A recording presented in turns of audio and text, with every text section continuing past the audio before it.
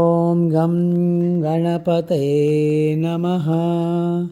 ॐ गं गणपतये नमः। ॐ गं गणपतये नमः। ॐ गं गणपतये नमः.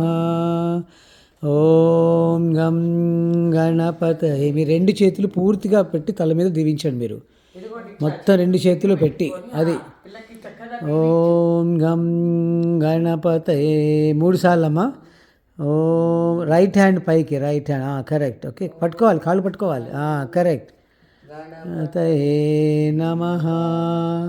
ఓం గం గణపతయే నమః. ఓం గం గణపతయే నమః. ఓం గం గణపతయే నమః. ఓం గం గణపతయే నమః.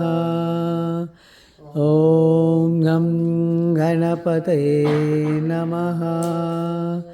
ఓం గం గణపతయే నమః. ఓం గం గణపతయే నమః.